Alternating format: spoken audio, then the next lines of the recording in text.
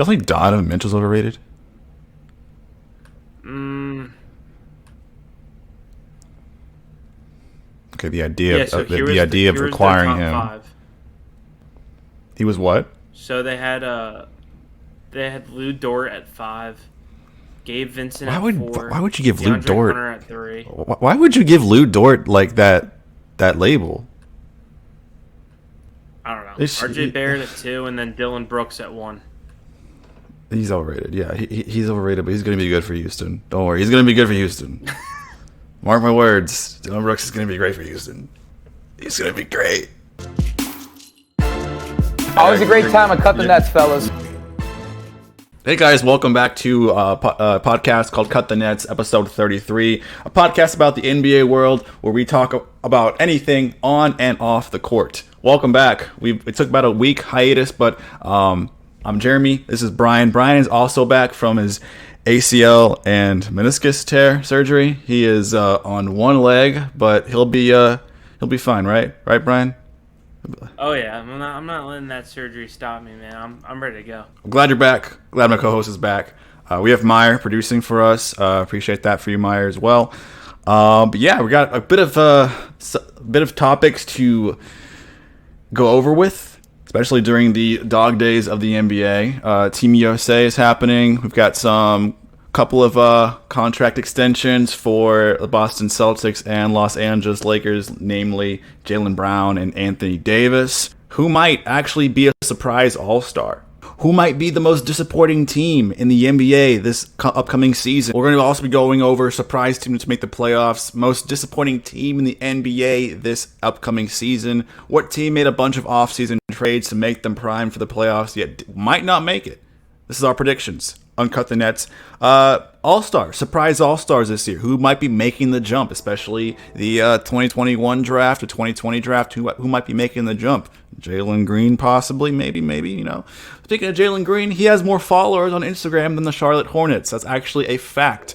So, yeah, let's talk about this. Let's talk some basketball, guys.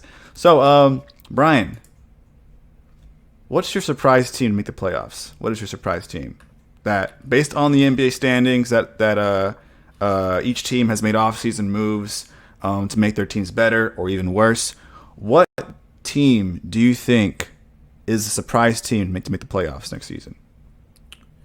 I hope this isn't cheating, but I actually got one for each conference, if that's okay. Oh yeah. Go ahead. One for each conference. So, all right, for the East, this could be a little bit of a hot take. Some say they're a little too young. Some say they don't have that star yet. But I got the Orlando Magic. I love their young roster. I think Paolo Banchero really takes a huge leap year 2. They had a solid draft class with Anthony Black. They also got solid core with Jonathan Isaac, Jalen Suggs, the resurgence of Markelle Fultz. Franz Wagner looks really good. Cole Anthony, Wendell Carter Jr., Moritz Wagner. Oh, Jet Howard. Yeah, that was their other first-round pick, the guard from Michigan. So I really think they're contenders for the playoffs. Still late tier, like play-in, anywhere from the 8 to the play-in, 9, 10. I could see them taking out Toronto, who lost Fred VanVleet to the Rockets. Never really found a replacement there. It's kind of just Siakam and Scotty Barnes. Obviously, you need good guards to get to the playoffs in a guard-heavy Eastern Conference. Could see them also passing the Chicago Bulls. Yeah, they still have DeRozan, Levine, Vucevic, but they're getting up there in age.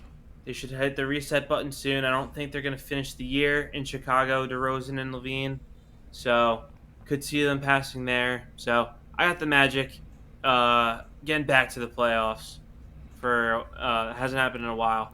For the Western Conference, I don't know if it's a surprise considering that the offseason they had, but I got the Houston Rockets.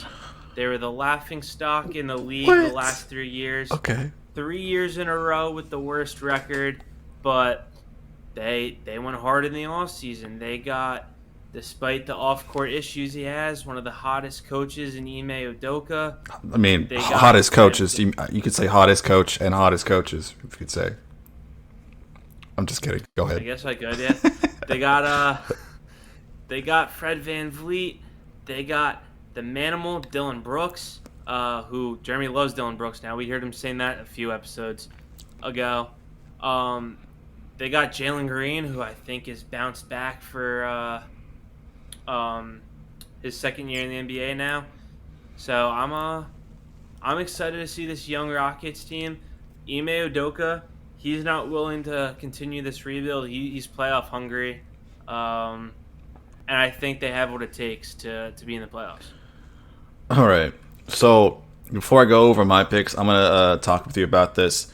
So the fact that you called Dylan Brooks the manimal, I don't think he earns that right yet.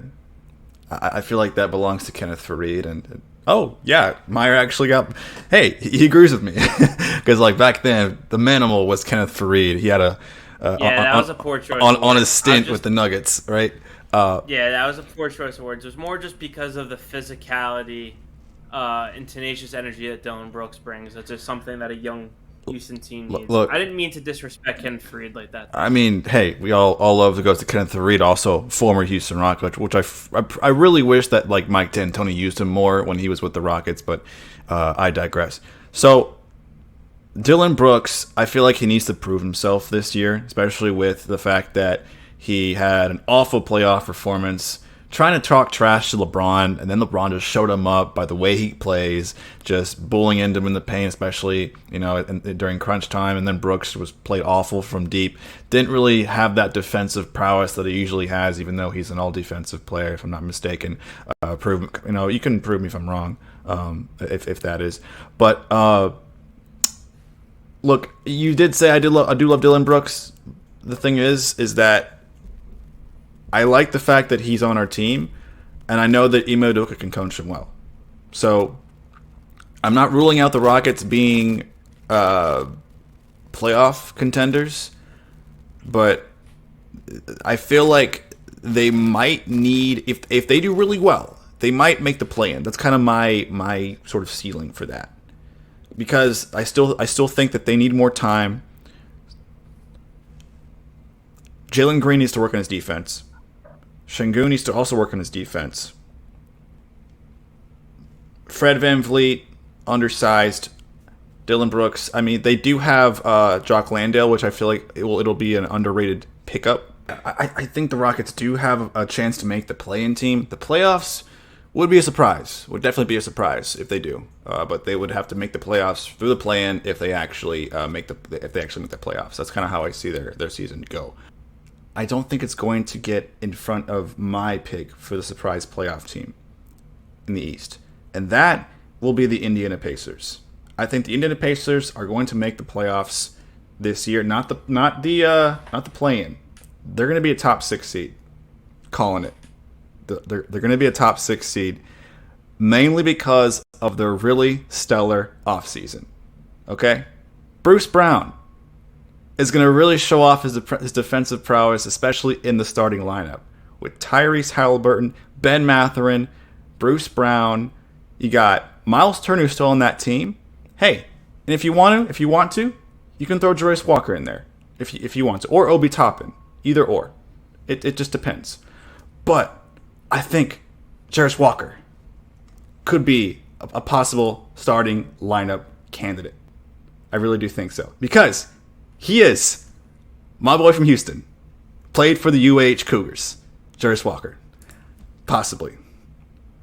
I think that lineup is going to be underrated and under the radar for a possible playoff appearance for the Indiana Pacers. Where did you have them again? For the Western Conference, I think it's really just simple. I'm not going to pick my Rockets because I feel like the play-in is probably their ceiling. And, of course, Brian already picked the Rockets.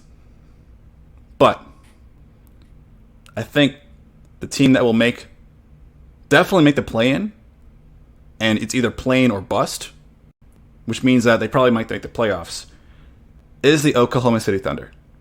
I think the Thunder, with their bevy of draft picks and the fact that they can acquire any star player with those draft picks to a team that might be tanking because they were underachieving with a star player, is possible. They've already got Shea, who's their franchise player. They've got Josh Giddey there.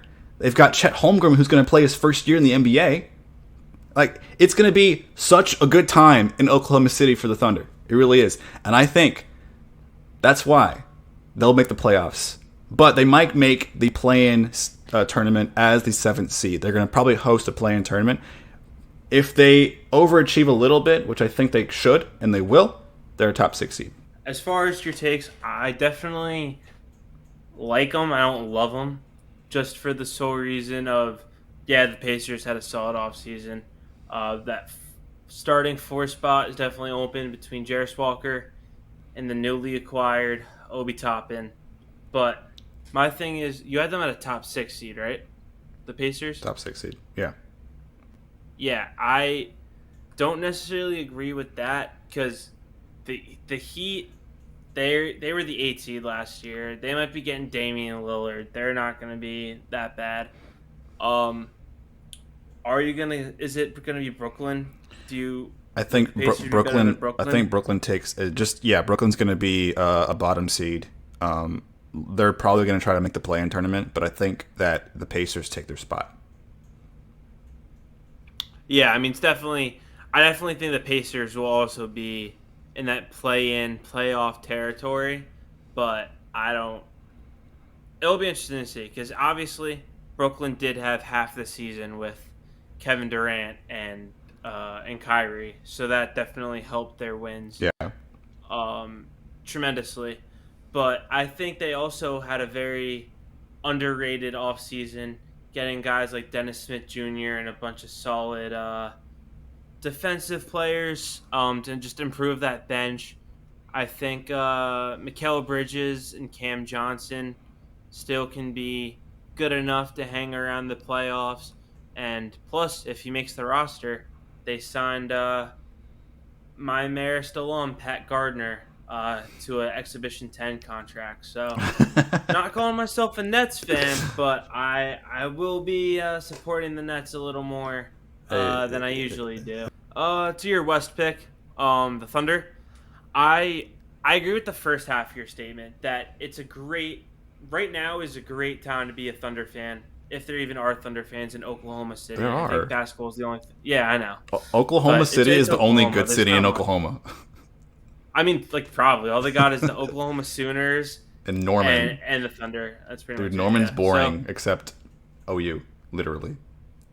I mean, I'll take your word for it because you're right near there, but probably. But no, the Thunder have a young roster, plethora of draft picks. Sam Presti, one of the best general managers in all of basketball. My bad. One of the best GMs in all of basketball with the trades he makes. They have a young roster in Shea, who's a star, Josh Giddey, Pokusevski, and they even got Chet Holmgren coming back. I am still a little worried to see how Chet's coming back. Shea thinks it was Josh Giddey. Josh Giddey believes that that Chet Holmgren can win Rookie of the Year because he technically is still eligible for Rookie of the Year.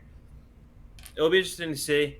I think the Rookie of the Year race kind of is open, to be honest with you. It's him, Wemby, and Scoot. Those are pretty much the top 3 for Rookie of the Year candidate, in my opinion. But I don't know. I still think they have a lot of question marks. Unless, like, the second half of your statement, they do have all those draft capital, cap space. If they trade for a star that's either A, disgruntled, or B, on a team that's not contending and they hit the reset button, I definitely think the Thunder can take that playoff spot. But same kind of argument with the East. I don't really necessarily know who they'd replace because I think Dallas and Houston, both who weren't in the playoffs, have better rosters than they do, or than Oklahoma City does. And even though they don't have much around them, if Wemby is the superstar people thought, he could be good enough to carry them to a play-in spot. So, I don't know. Like you kind of said with Orlando, I don't really know if their contention window is ready yet. I still think the Thunder got more moves to make. So, until then, though, it's a great time to be a Thunder fan. You got a lot to look forward to, whether you make the playoffs or not. I just don't know if they can get it done this year. It's not that they can't get it done. It's just that like if a franchise player is disgruntled with the team that was supposed to contend or make the playoffs, and they're like requesting a trade, say that they don't have a no trade clause. Hey, Oklahoma can definitely make a receiving team into a rebuild. It can give. Oh, for sure. Yeah. Any player can ask out tomorrow, and you cannot look me in the face and tell me another team that has a better draft or better trade package than the Oklahoma City Thunder. Yeah. Oklahoma City Thunder can be like the third team in a three-team deal to make a trade. Who can orchestrate a trade to make sure that players like Damian Lillard can go to Miami Heat, or they can make a trade for themselves and benefit themselves in their own right. So that's why I'm calling the Oklahoma City Thunder a surprise team to make the playoffs. It's not so much their team right now. I'm definitely very sure that they made the play-in team as a 10th seed last year, but I think that they'll continue to escalate themselves in the play-in order. As the 7th seed or the 6th seed if they're a playoff team. But that's why you're confident that there's going to be a trade made to the Thunder this year, like a big one. If a player who's an all-star or a franchise player is disgruntled and doesn't want to play with that team anymore, there you go. So who would just to play devil's advocate here, or to challenge it, who would be your best bet? Like, what player do you think realistically has that type of scenario and could be a trade target for the Thunder? Well, I know that Lillard's going to Miami apparently, even though it hasn't happened yet because they haven't gotten a trade deal happen, but Lillard could be a great option. Siakam, perhaps? Maybe? See, I kind of like what Meyer said, OG Anunoby. OG Anunoby, yeah. Actually, OG Anunoby might work too. OG Anunoby's a great fit. Is he still young too? I'm pretty sure. That would be. Oh, definitely. No, I think OG Anunoby would definitely escalate themselves into playoff status. The Clippers, you could probably, maybe Paul George gets pretty upset. Maybe Kawhi Leonard gets pretty upset. Just any team that continues to underperform and underachieve because their star players are injured, or the fact that a star player is doing all he can to wheel his team to 500 and just can't because his supporting cast can't help him out, can't bail him out like Meyer said earlier. So that's why I think OKC is in the best spot that they're possibly in to make the playoffs. Yeah, I can respect that. Or I see that. Yeah. Brian, by the way, who is going to be, or what is going to be, the most disappointing team in the NBA this season? There's honestly two teams I could say in the East. One of them being the Atlanta Hawks. I just think that when they traded John Collins, they didn't get anything valuable back. The cap space that they saved didn't get anything back for. So I just think they're in a kind of weird boat right now where they're kind of similar to the Chicago Bulls, honestly. They tried the two-guard, DeJounte Murray, Trae Young thing, kind of like Dallas did with Kyrie and Luka. And it didn't work with Dallas either. And it hasn't been working in Atlanta so far. So I could see them easily missing the playoffs. Another team I could see kind of disappointing. I still think they'll be in the playoffs, but I don't think they'll be to the degree or record that they did last year. Is unfortunately my New York Knicks. They made it to the second round in the playoffs this past season, and when the writing was in the stars for them to kind of build off that, and maybe the Knicks were finally onto something. Their only move was bringing in Dante DiVincenzo, and who's a fine player. I wrote an article about it. Fills the need with them being able to score, obviously. Just some added perimeter shooting, but I just think the Knicks defensively just still aren't where they're supposed to be. They traded Obi Toppin for 2 second-round picks. I saw that coming a mile away. But now they're saying Josh Hart is going to be the backup power forward at 6'4", 216. I hate that. Christian Wood. Christian Wood should be the backup for if they sign him, which they should. I think the Knicks will still be in the playoffs. I just don't see them going back to the second round. I think that with better free agents this coming summer, like next summer, and a little bit more cap flexibility, I think that's when the Knicks decide to go all in. But I guess in terms of like a disappointing thing, I don't see the Knicks going back to that second round window. So I guess in some people's eyes, in the tough New York City fan base, that could be disappointing. So then in the West, I got the Minnesota Timberwolves. They're just front office, team chemistry.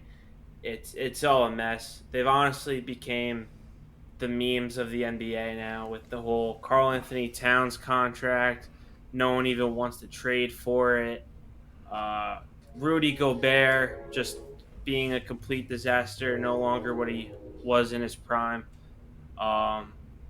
If Anthony Edwards wasn't so damn good, I don't even know if they'd be in the playoffs next year, because there are teams like the Thunder that you mentioned, like Dallas still. There's still teams that could jump up and take that playoff spot from them. So I'd say Minnesota is going to have a disappointing season just because it seems like they're content with being in the play-in.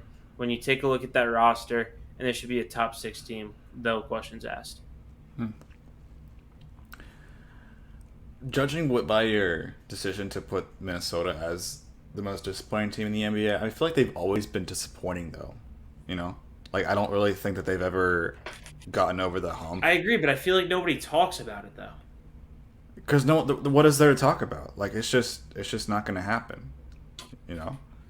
And Karl Anthony Towns keeps saying, you know, he's healthy, he's healthy as ever been. He's going to be an All-Star / MVP candidate next year. And I'm like, well, you got Anthony Edwards, dude. The Timberwolves is Anthony Edwards' team. It's not your team anymore, Karl. Like, I just don't think that with that mindset, it's going to really carry them far.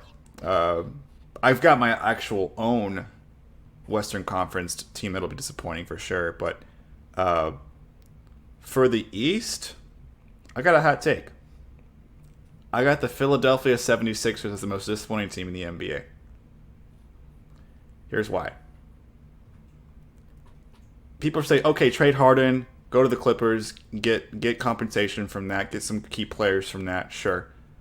But it's just going to be like Embiid when Ben Simmons was pretty much not on the team, when he was off the team.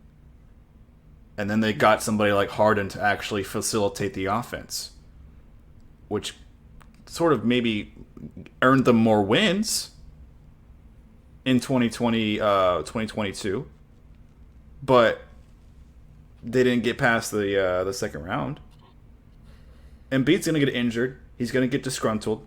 He did mention, I just want to get a ring, whether it's here, whether it's anywhere. So he clearly doesn't really want to be in Philadelphia much longer. And I feel like the fact that they can't really get wins with just Embiid, and yeah, you could argue Max is gonna play better. He's gonna shoot up. He's gonna exceed expectations. Now Maxi's just I feel like he's a spark plug. He's a microwave scorer. He can definitely score at will whenever he can, but he gets a bit inconsistent at times. You got Tobias Harris, who's also inconsistent.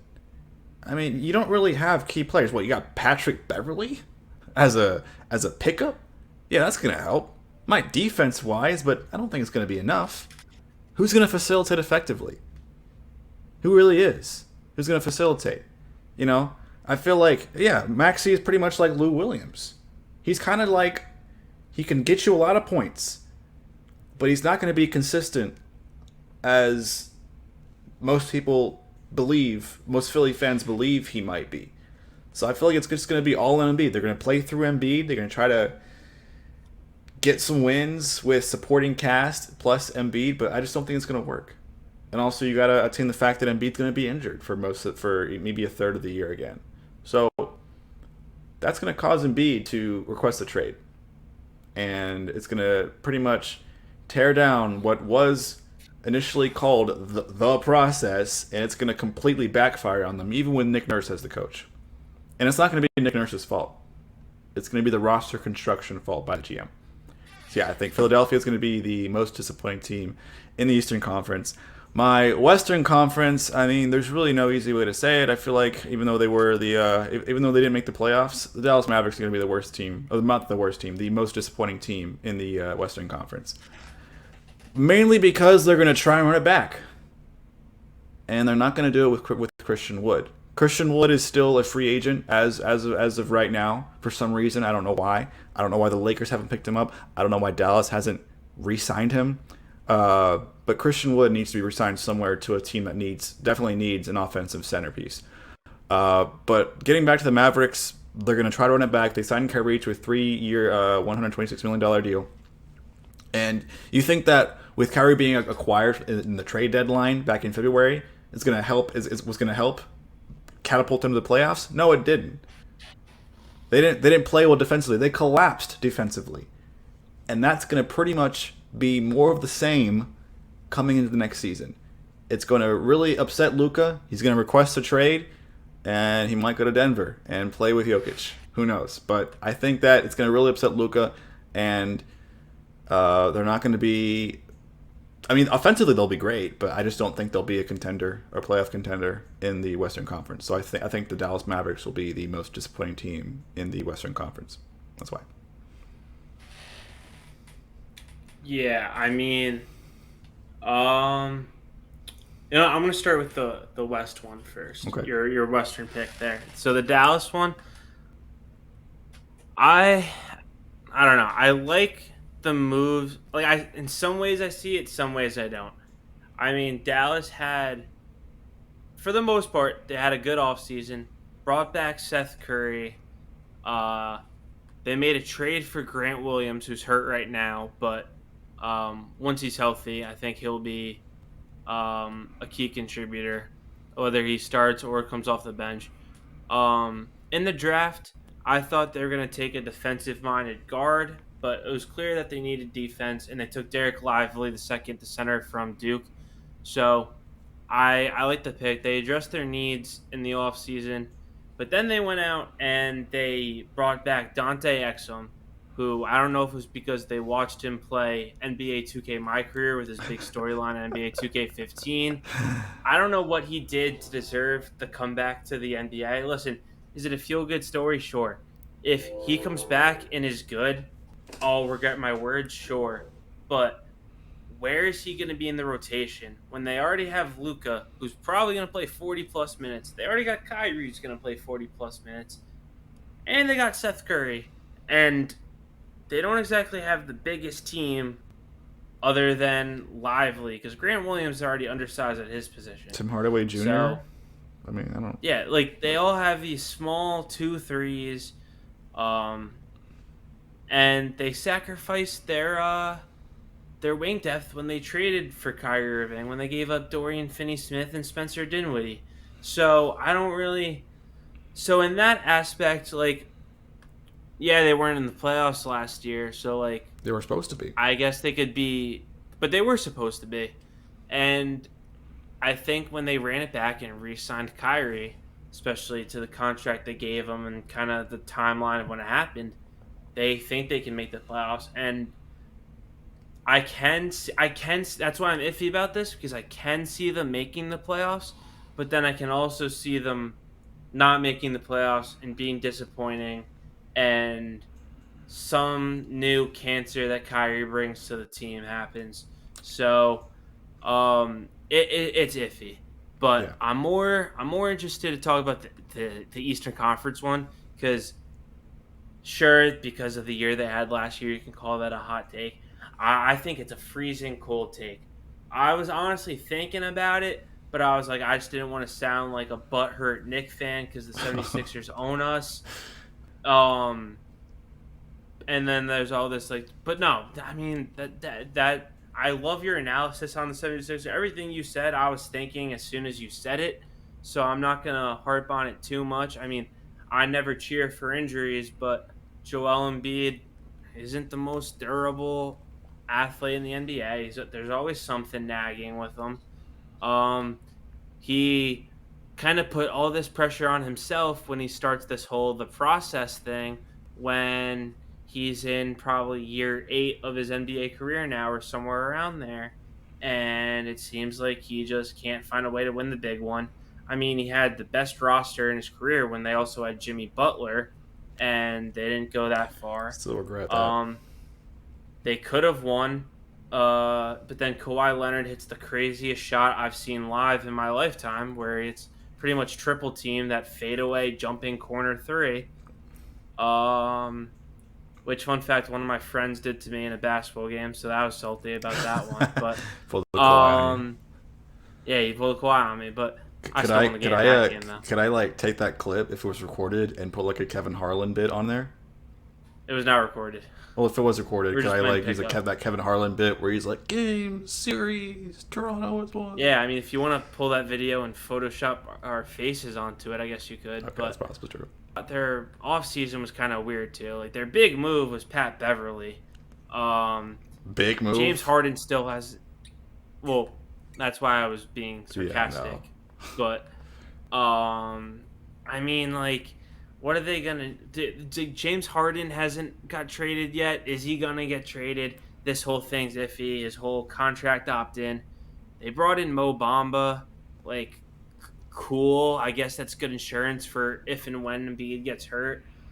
I do think they're going to take a step back. Embiid's been disgruntled. He's been even liking, like, going to other teams. Like, photoshops him on different jerseys on Twitter, or on X, whatever you want to call it now, I guess. I've seen there's been some Knicks smoke. I don't want to get my hopes up because the Knicks are supposed to get every superstar in the offseason. But I guess that's a possibility. And also forgetting the big picture, Tobias Harris, who they chose instead of Jimmy Butler, is a free agent at the end of the season. If they have another disappointing season, you can kiss his ass goodbye. He's going to leave. Mm-hmm. This could be a catastrophic downfall. Like you were saying, they could be the most disappointing season. This you were saying this could be the most disappointing team in the NBA this year. Jeremy, they could be one of the most disappointing teams in this decade. Because then if Harden, is that why you're calling it a cult take?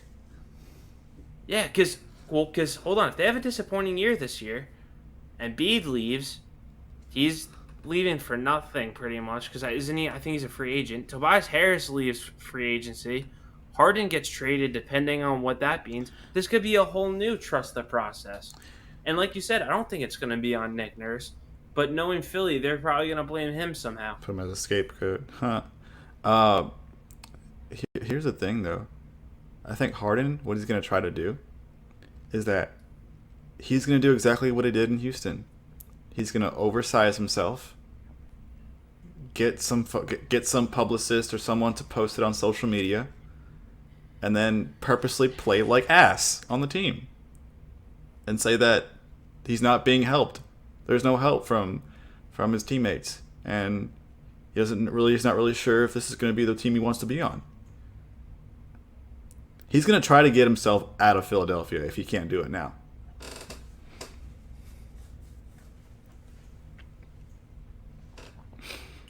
I mean, knowing James Harden's personality and his loyalty, or lack thereof, probably. But the older he gets, and I guess the more he eats, the harder it's going to be to get back into, like, game time shape. So, I mean, like, if that happens, who would even, like, want him at that point? What's going to be the value? Because and the NBA is a business, so you look at it like just like any other professional league. So you look at what do they bring to that sport, and they look at that one side, and then they look of can he be a leader or is he a good person? So what? I mean, like, not saying because he's still insanely talented, but how much longer till one of his stunts just gets him done with basketball forever? Not too long. Exactly. It might be tomorrow. Yeah. it's not too great. It's not too great in the city of brotherly love for the 76ers. Speaking of leaders, I guess, did you want to talk about the 2 contract extensions that just went down this past week or last week? Yeah, sure. Yeah, man.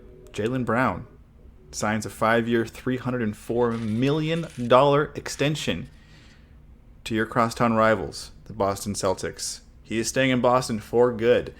Originally, there was some talk that he might go to Houston and do a sign and trade, or they might have given him somewhere else, but they're keeping him. They're keeping Jaylen Brown on the team, along with Jason Tatum and Porzingis, of course, along with Derek White as the starting point guard for the Celtics, along with Robert Williams. I mean, for this year, I'm liking this team. I mean, aside from like the potential Kristaps injuries, but this is the biggest contract deal in NBA history, per this tweet. Whoever tweeted this, I believe, if you can scroll up or something. But yeah, NBA on TNT. Oh, well, it's per Mark J. Spears, obviously. Mark J. Spears is from NBA on TNT. But yeah, this is the biggest contract deal in NBA history for a player who is, at best, an all-star, not an MVP. Is this more reminiscent to like the Mike Conley signing? Given like 100%. the levels? 100%. I mean, just to compare the two, since you made the comparison, the Grizzlies brought Mike Conley because they thought he was solid at the time in his prime to contend for a championship. Boston, they kind of did it. They were desperate in their own right, but they're already championship contenders. They did it to keep him happy, which kept Jason Tatum happy, which I've mentioned is it was a perfect situation with the Portland deal. They overpaid Jeremy Grant because, hey, you want the deal? Because we're trying to make Damian Lillard happy.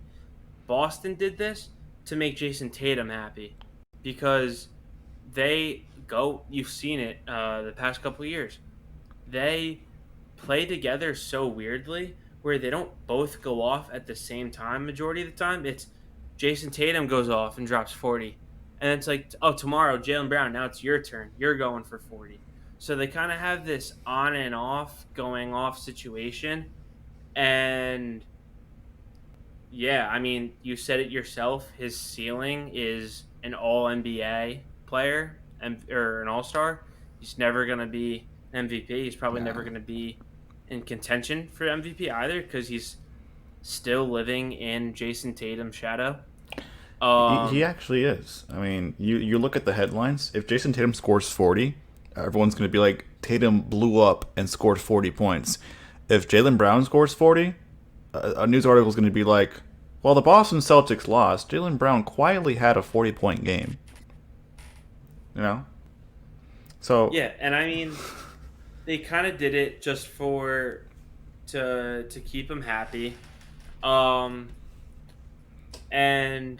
we saw with Jaylen Brown's collapse in Game 7 with like the 7 turnovers he had, couldn't dribble with his left hand. He became a meme. I don't know. He's definitely not worth to be the most paid contract in NBA history for what? A maybe top 10, top 15, top 20 player? Like, are you kidding me? Like, I saw just like compared to Julius Randle. First of all, like Julius Randle in stats against Jaylen Brown when they go head to head. Julius Randle has the better record, has more rebounds per game, more assists per game, more blocks, better free throw percentage, and then points per game. Jaylen Brown is only 2 points more. Steals 0.3 more for Jaylen Brown. Field goal percentage is 0.04 more, and 3-point percentage is 0.10 more. So say whatever you want about Julius Randle and like how he is, but Jaylen Brown is almost identical in terms of their stats. And if Jaylen Brown got $304 million, what the hell is Jason Tatum gonna get, who is a top 3, arguably top 5 player in basketball. What is he gonna get? And with Boston just getting Porzingis and paying him, how are they gonna pay him? Like, I just don't understand. Like, was Yeah. Jason Tatum gonna get what, 350, 400 million? Like, what's his contract gonna look? This is looking like a 2-year playoff window compared to a 4, 5, 6-year playoff window for this duo. But the thing is, Jaylen Brown was going to get this contract whether Brad Stevens liked it or not. It was already like inevitable for him to get it because he got All NBA honors this past season. And if you get All NBA, your contract value increases. But of course, if you're Jaylen Brown and you want to preserve the team, you could definitely take a pay cut, right? I mean, it's all about money over team loyalty. I mean, you wanna make me stay, pay me. It's such a greedy way of playing.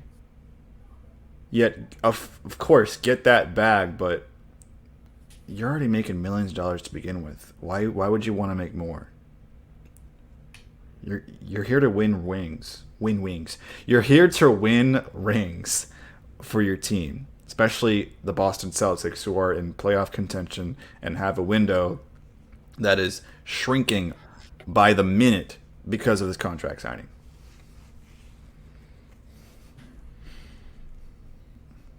Yeah. Brian, what about Anthony Davis though? What about his contract extension? He got 3 years, $170 million. I personally like it because it's shorter. Because, of course, of AD's injury history and age. I think he'll be turning 31 this season. Mm-hmm. I'm not really upset about this deal because considering that AD is likely going to be the number one option after LeBron leaves or retires. He is the number one option right now, but I feel like LeBron is like the number 1.5, if you will. But if LeBron leaves, it's the offense is running through AD, right? So, is this more of a secure contract or is this more of an over? Because AD is expected to make like $60+ million a year with this contract, eventually towards the year 3. Yeah, I mean, I think it's kind of, they have the similar window to the Celtics where it's that pretty much a 1 to 2 year championship window because Anthony Davis is 30, but he also does have an injury history, and I agree with you. I think right now, LeBron James arguably one of the greatest players of all time, but the offense and team should run through Anthony Davis. LeBron even said it himself. If the Lakers want to win a championship, he can't be the best player anymore. Oh, so he knows Anthony. Hold on a second. It's $186 million. My bad. I was looking at other tweets and it was 170, but I guess it adjusted to 186. Dang. Okay. Yeah, so Anthony Davis needs to be the best player in the Lakers. However, the only thing that's interesting is Davis is 3. So it was an extension. So he still has the 1 year left on this deal, and then he has his 3 more years after.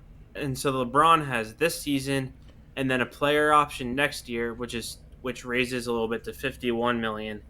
And then if he declines that player option, obviously he'd be a free agent. If he accepts it, he'd be a free agent in 2025. So assuming LeBron accepts that, that's 2 years post LeBron, assuming he doesn't re-sign. So I think I'm glad it wasn't a 4 or 5 year deal, because then that could have been the post LeBron Laker could have been a little bit in trouble financially. So I like the 3-year deal. It's a safe deal for sure. It is, and the Lakers definitely had arguably the best offseason in the NBA with the moves they did. Yeah. So they definitely opened themselves in an insanely competitive Western Conference to come out of there and go back to the finals, try to win a championship, not in a bubble. So I think it's possible. I like the move. And it does increase with Davis's deal, so it's not like that set flat rate per year. It does increase over each year. Can we talk about the fact that Jalen Green has more followers on Instagram than the Charlotte Hornets as a team? That's hilarious. I looked on Twitter here that Jalen Green has 2.4 million followers, and the Hornets have 2.2. That's just funny to me. The fact that Michael Jordan is selling the team, and the Hornets are probably the most forgettable team in the NBA right now is hilarious to me. I mean, and like it's not even like Jalen Green is on like a Boston or the Lakers or the Knicks. Like he's on the Rockets, which is a small market, currently like not elite team. Good vibes. And Hornets basketball and good vibes. Nice. And he's not even like I wouldn't even label him yet as a superstar. Like he's just a good player. Yeah. And he has more followers than an NBA franchise. I mean, I'm interested to see if it was because of the Michael Jordan thing, like selling the team. Maybe it was just like, oh, I'm a Michael Jordan. Because Charlotte's not a big market necessarily either. So maybe is it just like, oh, I'm following the Hornets because of Michael Jordan?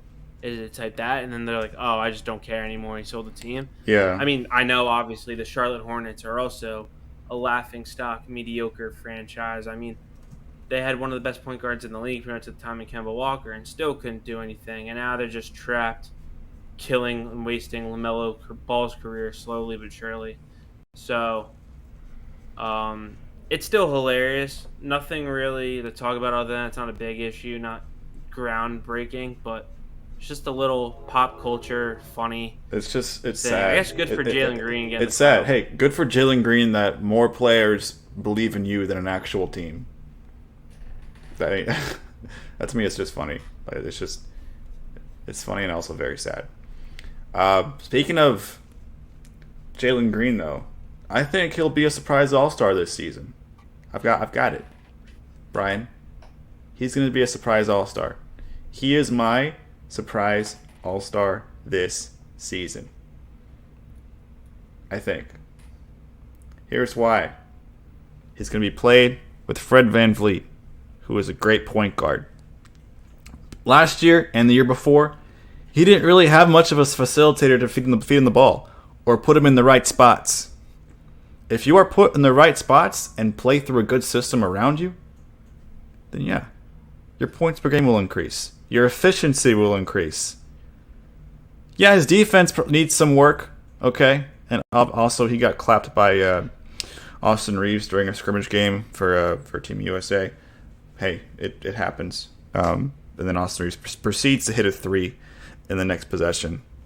Whatever, you know? Maybe he was just trying some stuff out. But I think with his new coach, his new brand of players around him, I think it'll make him be an all-star this year. I don't know if I can join you on the Jalen Green bandwagon there yet.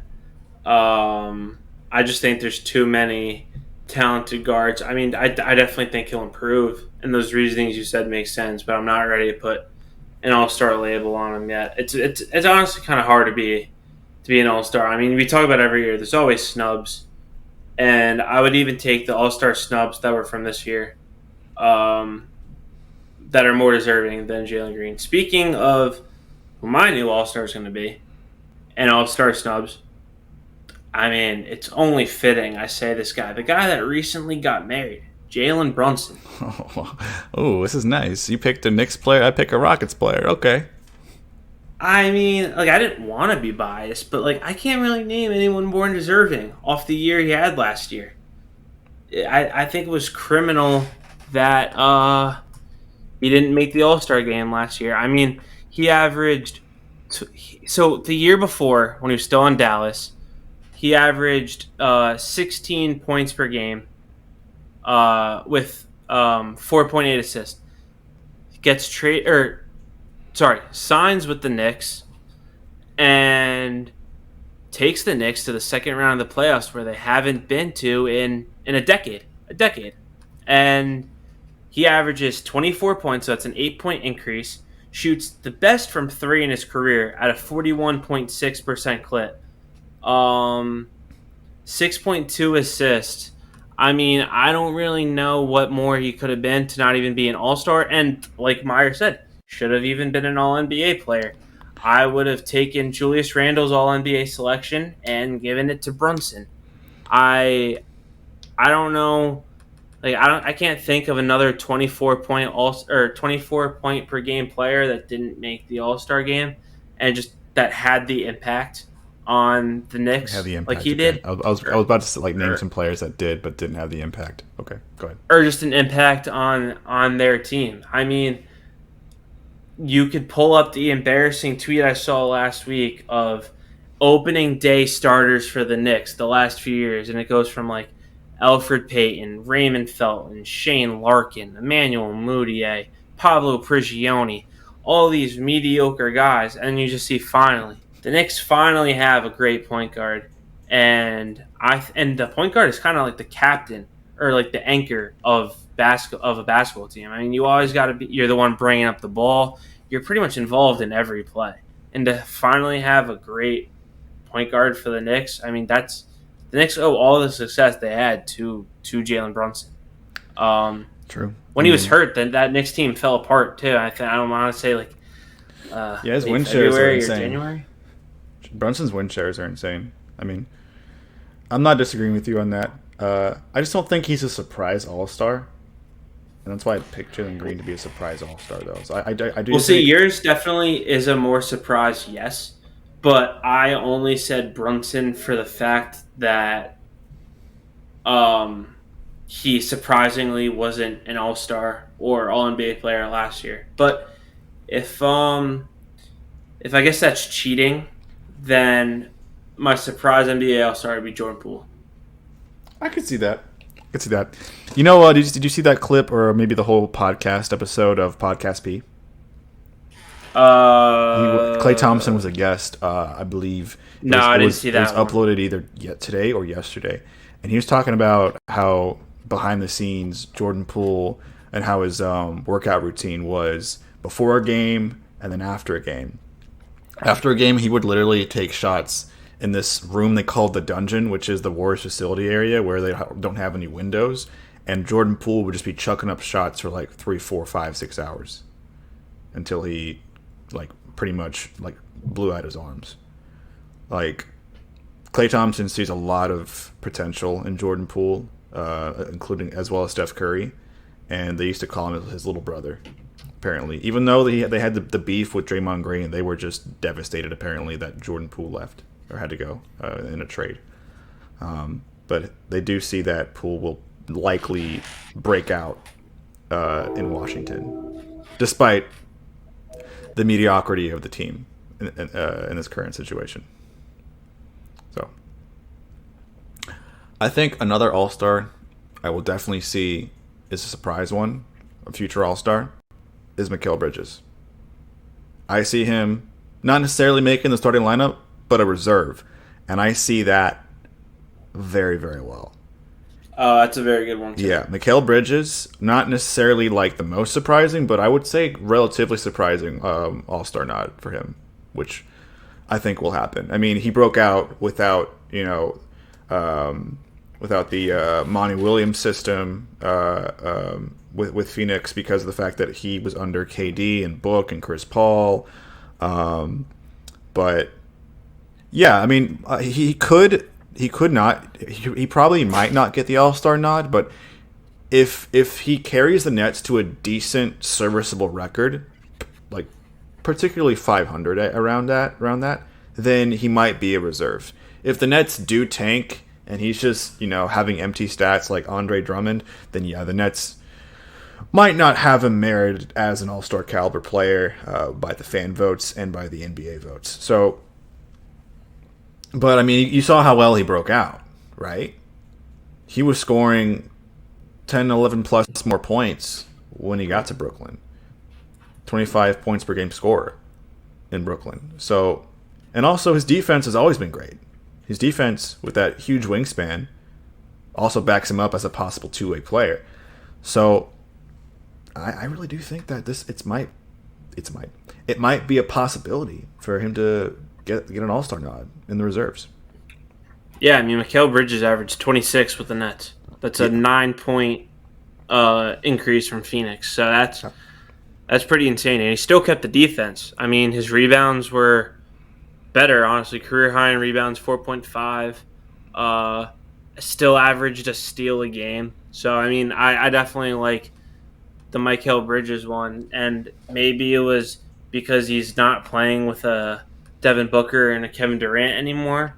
But he still brought that success and broke out. Not saying he's an all-star candidate, but Cam Johnson also broke out. That was probably partially due to Mikal Bridges too. I feel like Cam had more of a Linsanity moment.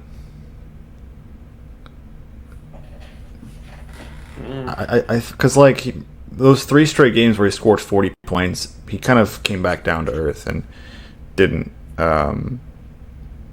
And I don't think he was as good. No, wasn't that Cam Thomas? No, that was Cam Thomas. No, it was Cam Johnson. Cam Johnson scored like 43 straight games. Yeah, 40 points in 3 straight games. I didn't know that. Yeah, I know Cam Thomas did. I didn't know Cam Johnson did. Thomas. Oh my God. We can reset that. Jesus Christ, Johnson Thomas. Jesus Christ. Geez, that'll be a blooper. But yeah, Cam Thomas did score 40 points in 3 straight games. You should have put your foot down, Brian. You're like, no, you're wrong, dude. It's Cam Thomas, you fucking idiot. Yeah. Well, because I was like, oh, maybe I am wrong. But then I was like, maybe I outsmarted you. But then I was like, wait, no, you're definitely thinking of Cam Thomas. No, we got Meyer to correct us. Yeah, I needed the confirmation. We did Meyer. forget about Jamal Murray, but I feel like Jamal Murray will earn his All-Star nod as a reserve in the Western Conference. I feel like he will because, I mean, it's Jamal Murray, man. I mean, he proved himself with the post-ACL tear, and they won a ring because of it. But I really feel like Jamal Murray's fully healthy. He's going to ball out.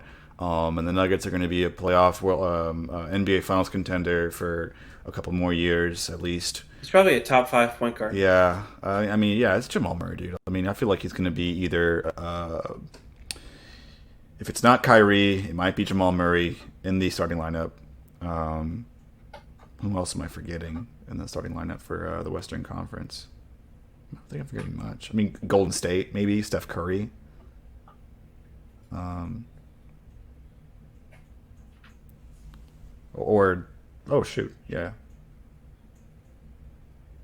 But like guards in particular, like guards. I mean, I know he's on a point guard, but like just guards in particular. Klay Thompson isn't going to be an All-Star anymore. He's not going to be an All-Star. No. Colin Sexton, I don't think so either. It's the Utah Jazz. All right. Do we want to go over the United States scrimmage against Puerto Rico today? I mean, I know Team USA is going through scrimmages. They're going to play New Zealand. They're going to play Greece. Anthony Edwards now in the starting lineup.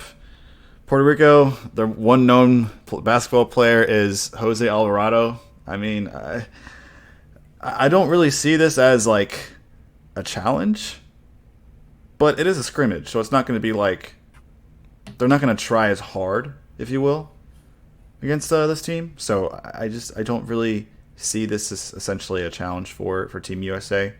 But you have to wonder, though, Team USA has pretty much a new batch of players on the team. I mean, they have Austin Reeves now on the team for Team USA. They have Jaren Jackson Jr. who's on the team. They have a ton of new players on this Team USA team. I mean, it's Mikal Bridges, as we mentioned before. Paolo Banchero, who's going to play in his second year, sophomore season. Jalen Brunson. Yeah. Josh Hart. I see all these players as really good players, but not like elite players. I don't see that. Yeah. I mean, I think what I love about these tournaments is you kind of just see like how much better, especially with like the international teams, how much better they actually are than like you see them in the NBA.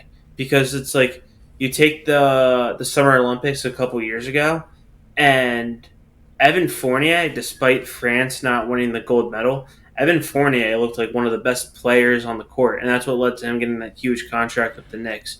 I mean, in a scrimmage, Gabe Vincent for Nigeria went off and beat the United States in the scrimmage when the United States had that God squad.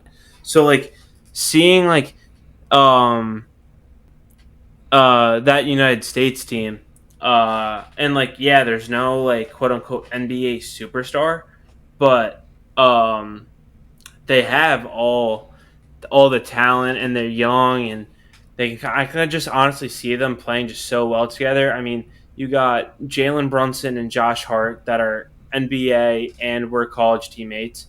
Mikal Bridges was teammates with them at Villanova in college. You got Anthony Edwards, who's now in the starting lineup. I mean, it also helps when some of these players are in the same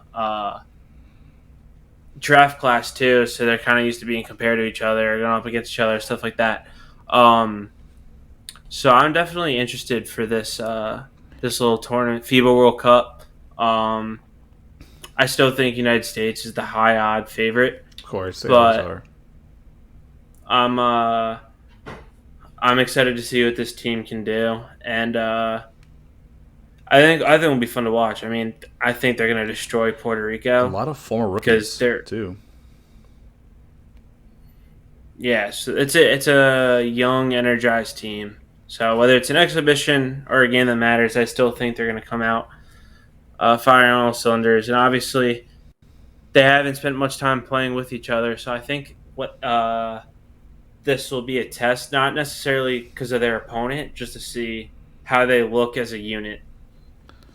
What's interesting is that most of these players, aside from Brandon Ingram, who has a pretty lengthy injury history, I don't really see any of these players like injury prone from what we've seen in their NBA career so far. And I guess you could say Jaren Jackson too, but like not anything significant. So I think you're right, Brian. Expect all these players who are young, who are athletic, who some of them were just rookies last year, to really just showcase their athleticism and talent for this FIBA World Cup. Yeah, and I mean, like, there's just like some people too, and then they even have kind of and then they have Bobby Portis, who's basically like the dad of that team on there, sort of the veteran, can mentor the young guys. He's a veteran, and he's also the lone NBA champion on this team. Yeah, and I was going to say that I don't know how much it matters in international basketball play, but I was going to say that, maybe they have a lack of size, but they have the guy that led the league in blocks as a rookie last year, in Walker Kessler. Yeah. So what I also like about this is that he's only 28. It's funny because, like, yeah, Portis is only 28, but he's aside from maybe Ingram, he's like the oldest player on this team, I would say. Yeah. If I'm not mistaken. Oh, definitely. Yeah. Which is funny to me. There's no player that's like over 30 on this team. What's cool is that they're going to be coached by Steve Kerr, which, if you know Steve Kerr, obviously, you know the offense is going to be awesome. I mean, I'm excited about that. I might have to watch this game tonight. I might have to watch it too. Is it on FS1? Yeah. Okay. Yeah, I'll probably be able to watch it. Sweet. But that is it for episode 33 of Cut the Nets. We hope you enjoyed. If you enjoyed our podcast, please don't forget to give a like and subscribe, and also turn that notification bell so you don't miss another Cut the Nets episode. I'm Jeremy. This is Brian. Thank you to Meyer for producing our podcast. This is Cut the Nets episode 33. Signing out. Thanks for watching. We'll see you next time.